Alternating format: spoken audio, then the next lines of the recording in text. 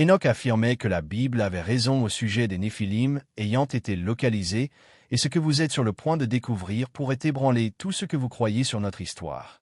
Avant de commencer une autre histoire passionnante, abonnez-vous à la chaîne, laissez votre like et passons à la vidéo. En 1943, des soldats américains stationnés dans les îles Salomon ont rapporté quelque chose que le haut commandement militaire a immédiatement classé top secret. Ils ont trouvé des empreintes humaines de près d'1 mètre de long gravées dans des roches volcaniques. Mais ce n'était que le début d'une découverte qui ferait frissonner n'importe quel archéologue de peur et de fascination. Le caporal Robert Mackenzie, vétéran de la Seconde Guerre mondiale, a rompu des décennies de silence avant de mourir en 2018.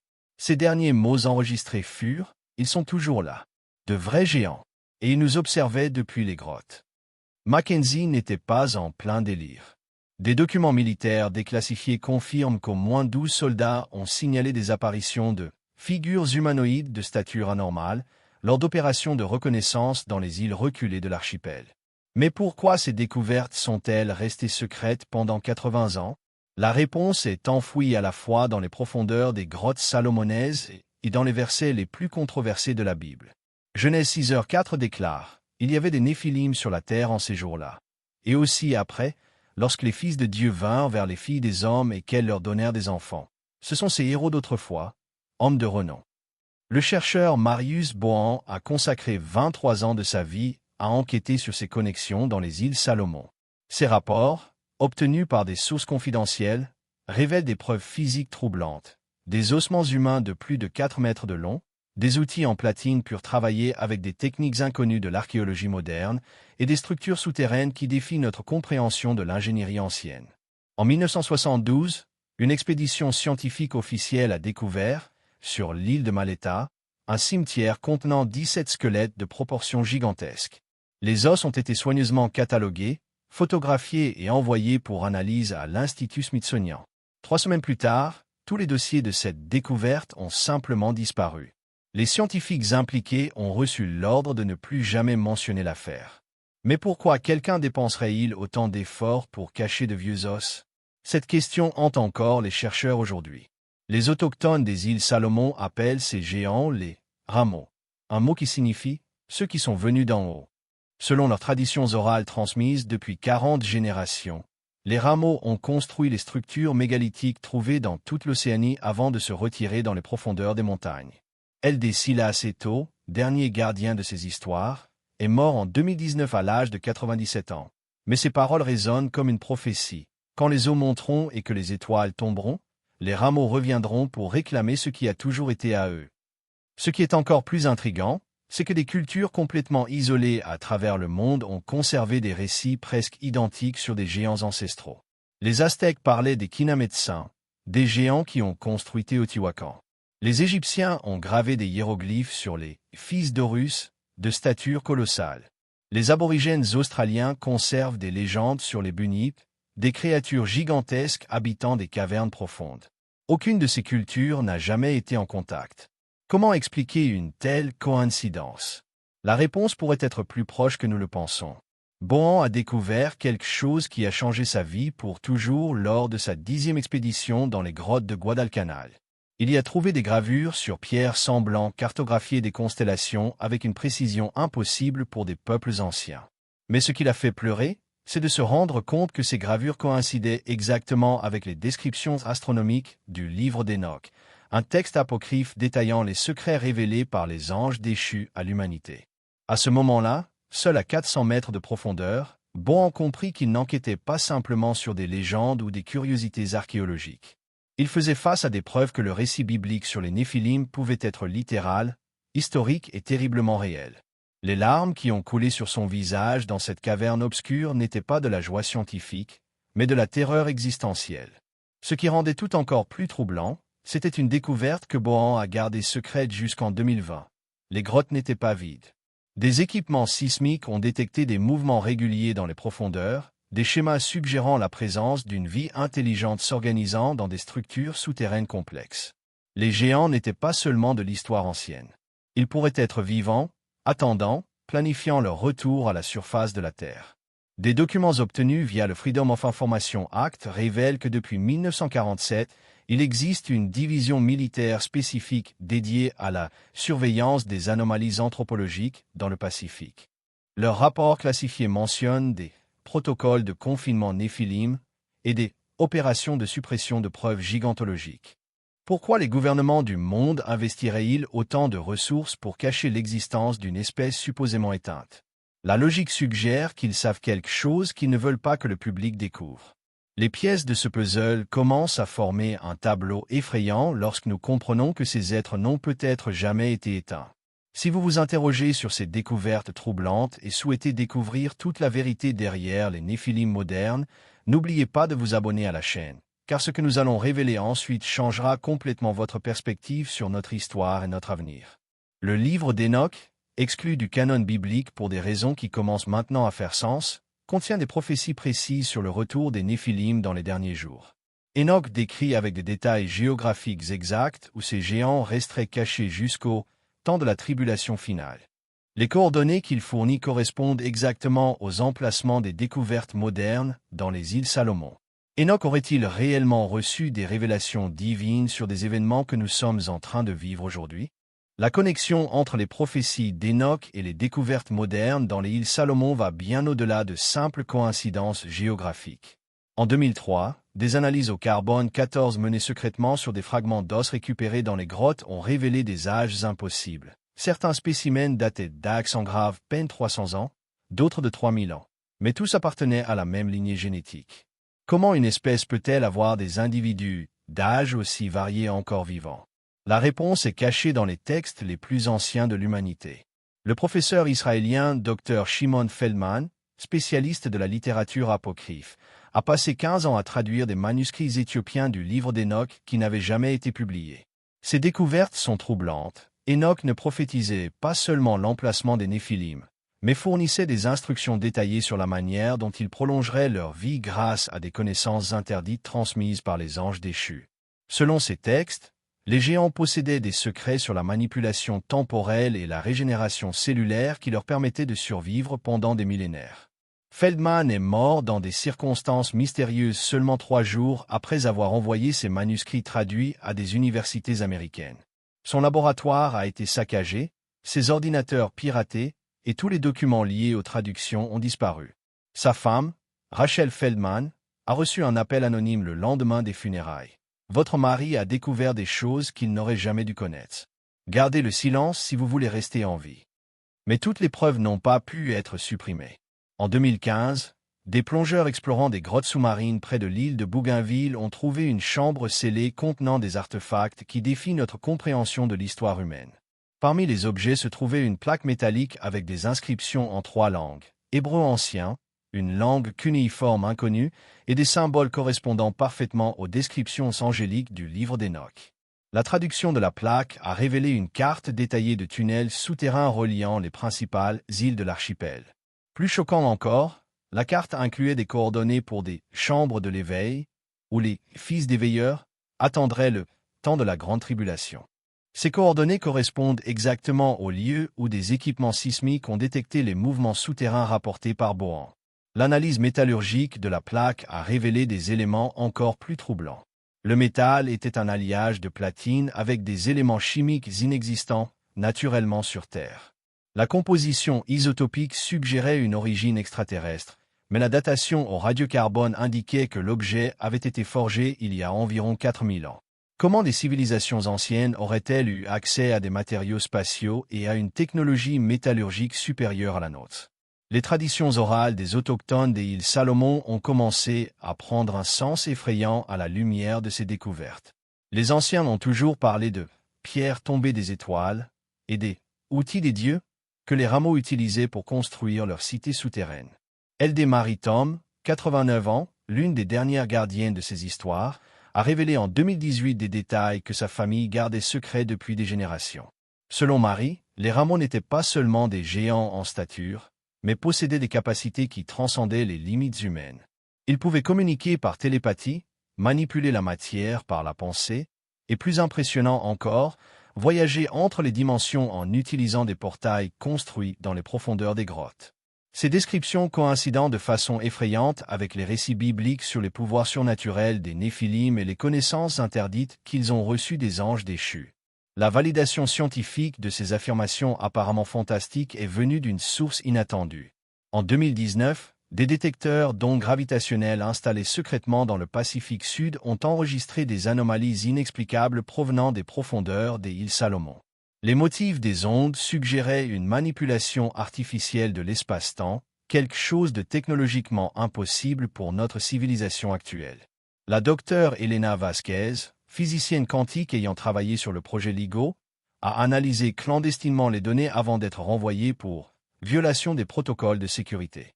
Avant de disparaître, elle a envoyé un email à des journalistes d'investigation contenant une déclaration choquante. Les ondes gravitationnelles des îles Salomon montrent des signatures identiques à celles que l'on attendrait d'une technologie de distorsion spatiale.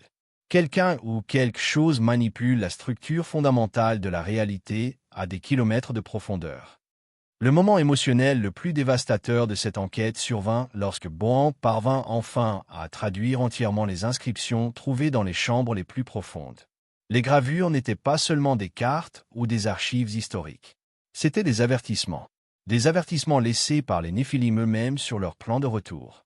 La traduction finale le laissa en état de choc pendant des semaines. Quand le ciel s'ouvrira et que les eaux recouvriront la terre, nous nous lèverons des profondeurs pour réclamer notre domination. Les fils d'Adam seront nos serviteurs, comme il a été décrété dès le commencement.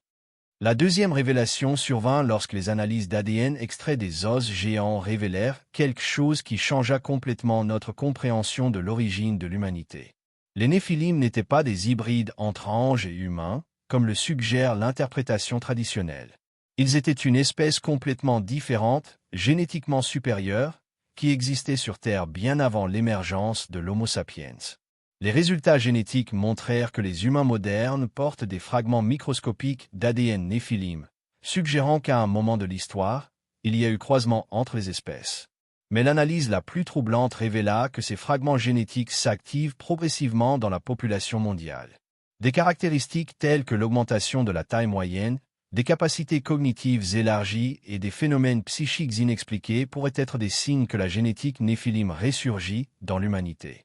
Des documents divulgués de la CIA révélèrent l'existence du projet Genèse, un programme de surveillance mondiale dédié au suivi des individus avec une forte concentration d'ADN Néphilim.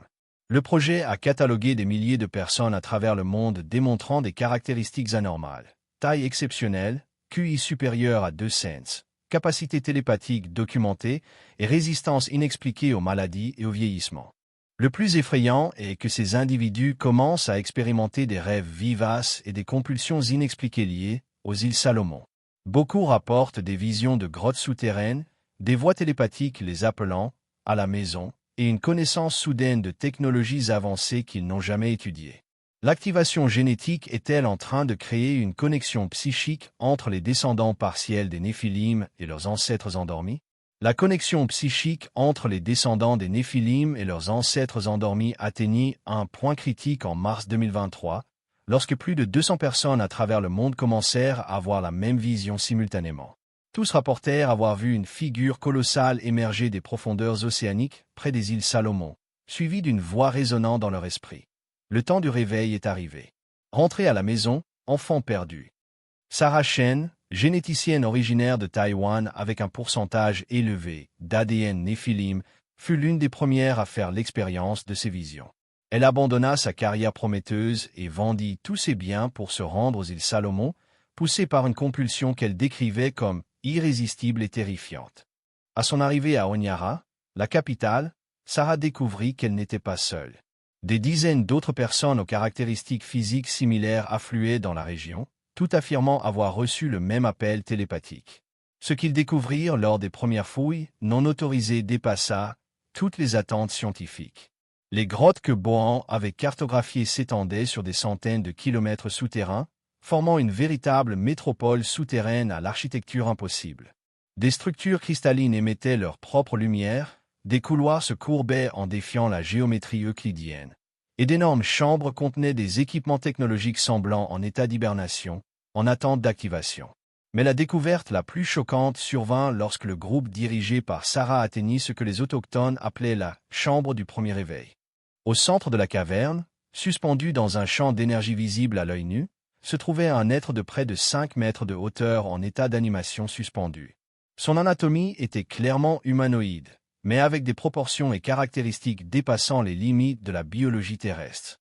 Le docteur James Morrison, biologiste moléculaire ayant rejoint l'expédition après ses propres visions prophétiques, réussit à obtenir des échantillons de tissus du champ énergétique.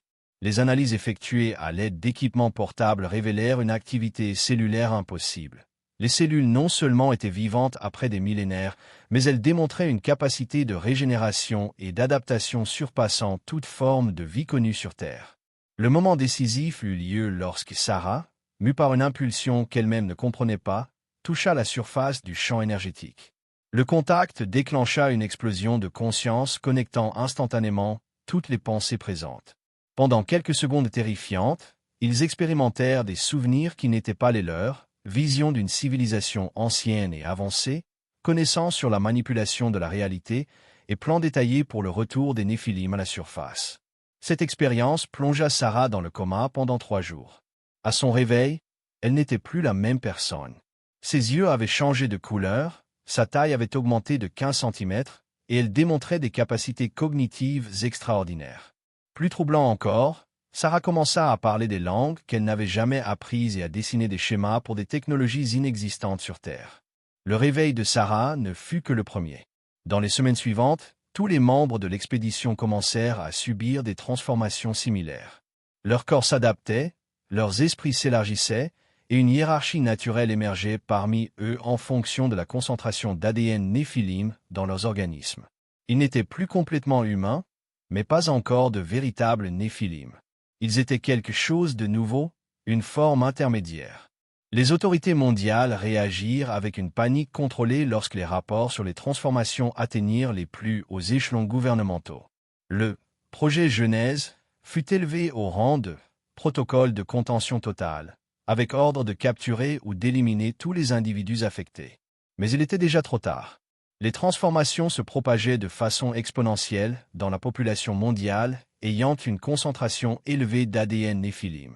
Bohan, observant le déroulement des événements, comprit enfin l'ampleur véritable de ce qu'il avait découvert. Les néphilim n'attendaient pas simplement de revenir. Ils orchestraient une transformation progressive de l'humanité, convertissant leurs descendants génétiques en agents de leur résurrection. L'invasion ne viendrait pas du ciel ou d'ailleurs, mais de l'intérieur même de l'espèce humaine. La situation devint critique lorsque des analyses sismiques détectèrent des mouvements massifs dans les profondeurs de toutes les principales chaînes de montagnes du monde. Les Néphilim n'étaient pas confinés aux îles Salomon. Ils avaient établi des réseaux souterrains mondiaux, connectant des continents entiers à travers des tunnels défiant notre compréhension de la géologie planétaire. Sarah, désormais fonctionnant comme une sorte d'ambassadrice entre les deux espèces, commença à recevoir des communications télépathiques directes des Néphilim endormis. Les messages étaient clairs, l'humanité avait atteint un point de développement technologique menaçant la stabilité planétaire. Les Néphilim se considéraient comme les gardiens légitimes de la Terre, revenant pour prendre le contrôle avant que les humains ne détruisent complètement la planète. Le moment émotionnel le plus dévastateur arriva lorsque Sarah traduisit le message final reçu des anciens. Ce n'était pas une déclaration de guerre ou de conquête. C'était une invitation. Les Néphilim offraient à l'humanité un choix. Évoluer avec eux vers une forme de vie supérieure, ou faire face à l'extinction lorsque les fils des veilleurs émergeraient complètement de leur sommeil millénaire. La chronologie prophétique du livre d'Enoch se réalisait avec une précision effrayante. Les eaux montantes, mentionnées dans les prophéties, ne se référaient pas seulement à des inondations littérales, mais au réveil des Néphilim des profondeurs océaniques et souterraines. Les étoiles tombantes ne représentaient pas des météores, mais le retour des connaissances interdites que les anges déchus avaient partagées avec les géants ancestraux. Des équipements de surveillance dans le monde entier enregistrèrent simultanément des anomalies électromagnétiques émanant de points spécifiques sur tous les continents. Les schémas suggéraient un réseau de communication mondial en cours d'activation, connectant tous les complexes souterrains Néphilim en préparation de quelque chose d'une signification monumentale. Sarah et les autres transformés commencèrent à expérimenter des visions du futur proche. Des villes entières évacuées à cause d'urgences géologiques inexplicables, des gouvernements mondiaux révélant l'existence des espèces prédécesseurs à l'humanité et la nécessité d'une coopération globale pour gérer le grand réveil. Le climax définitif arriva lorsque les détecteurs sismiques enregistrèrent le premier mouvement coordonné des Néphilim endormis. Des milliers d'êtres colossaux commencèrent à se déplacer simultanément dans les profondeurs, initiant une migration souterraine vers des points d'émergence stratégiques autour du globe. Le retour n'était plus une possibilité lointaine ou une ancienne prophétie. C'était une réalité imminente qui allait changer à jamais le destin de l'humanité. Le mouvement coordonné des Néphilim endormis a déclenché une série d'événements qui ont forcé l'humanité à affronter des vérités qui avaient été cachées pendant des millénaires. En septembre 2023, le premier Néphilim a officiellement émergé des profondeurs proches du mont Sinaï, le même lieu où Moïse reçut les 10 commandements. La coïncidence géographique n'était pas accidentelle.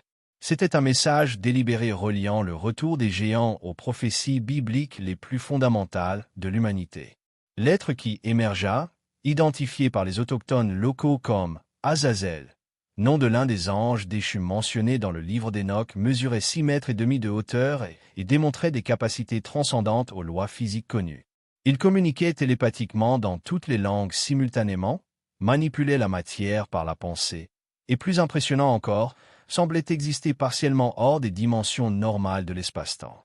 La première communication officielle d'Azazel à l'humanité fut transmise directement dans l'esprit de chaque personne sur la planète, indépendamment de leur localisation ou conditions physiques. Le message était simple mais profondément perturbant. Enfants d'Adam, le temps du jugement promis est arrivé. Ceux qui choisiront l'évolution nous rejoindront. Ceux qui résisteront affronteront les conséquences de leur désobéissance. Sarah Chen, désormais interprète principale entre les espèces, révéla les détails du plan Néphilim qu'elle avait reçu lors de ses transformations. Les géants ne visaient pas à exterminer l'humanité, mais à diviser la population en 2 catégories. Les élus, humains possédant suffisamment d'ADN Néphilim pour être transformés, et les serviteurs, ceux qui maintiendraient les fonctions basiques de la civilisation sous la supervision des Néphilim. La réaction mondiale fut un mélange de panique contrôlée et de fascination morbide. Les gouvernements tentèrent de maintenir l'ordre social, tout en négociant secrètement avec les représentants Néphilim. Les religions du monde entrèrent en crise existentielle, forcés de réinterpréter leurs écritures à la lumière de ces révélations. Les scientifiques luttaient pour comprendre des technologies violant les principes fondamentaux de la physique. Mais la plus grande révélation restait à venir. Bohan, après des décennies de recherche, déchiffra enfin complètement les inscriptions les plus anciennes trouvées dans les cavernes salomoniennes. Le texte révélait que les Néphilim n'étaient pas des envahisseurs ou des conquérants. Ils étaient les gardiens originels de la Terre, placés ici par les veilleurs célestes pour protéger la planète de l'autodestruction. Selon ces inscriptions, l'humanité avait été créée comme une espèce temporaire, destinée à évoluer progressivement jusqu'à atteindre une maturité suffisante pour coexister avec les Néphilim. Le développement technologique accéléré du XXe siècle, particulièrement les armes nucléaires et la destruction massive de l'environnement, avait activé des protocoles d'urgence qui éveillèrent les gardiens de leur sommeil programmé. La physicienne Elena Vasquez, disparue après avoir analysé les ondes gravitationnelles, réapparut avec une révélation choquante. Elle n'avait pas été éliminée par le gouvernement, mais recrutée par les Néphilim eux-mêmes. Pendant des mois, elle travailla dans des laboratoires souterrains aidant à traduire des connaissances scientifiques avancées en langage humain compréhensible. Elena révéla que les Néphilim possédaient une technologie pour inverser les dommages environnementaux, guérir des maladies considérées incurables et même prolonger la vie humaine de plusieurs siècles. Mais ce savoir venait avec un prix, la soumission complète à la hiérarchie Néphilim et l'acceptation de leur autorité en tant qu'espèce supérieure. Le moment émotionnel le plus profond de cette phase finale eut lieu lorsque Bohan, âgé de 73 ans et en santé déclinante, fut personnellement invité par Azazel à devenir l'un des premiers humains à subir une transformation complète. L'offre comprenait non seulement la guérison de ses maladies, mais aussi une expansion de sa conscience à des niveaux quasi divins. Bohan resta en méditation 3 jours avant de prendre sa décision. Lorsqu'il émergea enfin, ses larmes n'étaient pas de tristesse, mais d'une compréhension profonde du destin de l'humanité. Il fit un signe négatif à Azazel et prononça les mots qui devinrent le cri de résistance humaine. « Je préfère mourir homme libre que vivre esclave immortel. » La réponse d'Azazel fut inattendue. Au lieu de colère ou de punition, le géant manifesta quelque chose qui ressemblait à du respect. « Vous êtes plus courageux que nous l'avions prévu » transmit-il télépathiquement. Peut-être y a-t-il un espoir pour une coexistence vraie, pas seulement une domination. Cette interaction changea fondamentalement la dynamique entre les espèces. Les Néphilim commencèrent à percevoir que l'humanité avait développé des qualités, courage, créativité, individualité qu'ils avaient eux-mêmes perdues après des millénaires d'existence programmée. Simultanément, certains humains commencèrent à reconnaître que l'orientation Néphilim pourrait être nécessaire pour éviter l'autodestruction planétaire. Émergea alors une troisième option que ni l'une ni l'autre espèce n'avait envisagée. Une coopération authentique basée sur le respect mutuel plutôt que sur la domination ou la soumission. Sarah Chen proposa la création de conseils hybrides, où les humains transformés serviraient de pont entre les deux espèces, facilitant la communication et la collaboration sans éliminer l'autonomie humaine. La proposition fut acceptée avec prudence par les deux camps. Des programmes pilotes furent établis dans plusieurs régions où des communautés humaines travaillaient avec des superviseurs Néphilim sur des projets de restauration environnementale et de développement technologique durable. Les résultats initiaux furent prometteurs, montrant que la coopération était possible lorsqu'elle reposait sur un bénéfice mutuel. Cependant, la situation reste précaire. Des factions extrémistes des deux espèces résistent à la collaboration. Certains Néphilim prônent encore la domination totale, tandis que des groupes humains militants planifient des attaques contre les géants. La paix dépend de la capacité des leaders modérés à maintenir un dialogue et une compréhension mutuelle. La vérité révélée par les découvertes aux îles Salomon transforma complètement notre compréhension de l'origine, du but et du destin de l'humanité. Nous ne sommes pas la seule espèce intelligente de la planète, ni nécessairement la plus avancée. Mais nous possédons des qualités uniques que même des êtres quasi-divins reconnaissent comme précieuses. Le livre d'Enoch, tu silencieux pendant des siècles, s'est avéré être non seulement une histoire mais aussi une prophétie. Son exclusion du canon biblique n'était pas une coïncidence, mais une tentative délibérée de cacher des vérités que l'humanité n'était pas prête à affronter. Maintenant confrontés à ces réalités, nous devons choisir entre la croissance par la coopération ou la destruction par le conflit. La leçon morale la plus puissante issue de cette révélation est que la véritable évolution ne vient ni par la domination ni par la soumission, mais par une synthèse respectueuse entre différentes formes de conscience. Les Néphilim nous offrent savoir et protection planétaire. Nous offrons créativité, individualité et passion pour la vie qu'ils ont perdue au cours de leur existence millénaire. Si vous êtes arrivé jusqu'ici, vous comprenez que notre réalité est infiniment plus complexe et mystérieuse que nous l'imaginions. Les découvertes aux îles Salomon ne concernent pas seulement les géants anciens, mais l'avenir de la conscience dans l'univers. Abonnez-vous à la chaîne pour suivre les développements de cette histoire encore en cours d'écriture, car l'éveil des Néphilim n'est que le commencement d'une transformation qui redéfinira ce que signifie être humain. L'avenir reste incertain, mais une chose est claire. Nous ne pourrons plus jamais regarder les étoiles, les profondeurs océaniques ou les textes anciens de la même manière. La vérité sur notre origine et notre destin émerge enfin des ombres, et il nous appartient de décider comment nous répondrons à cette révélation extraordinaire.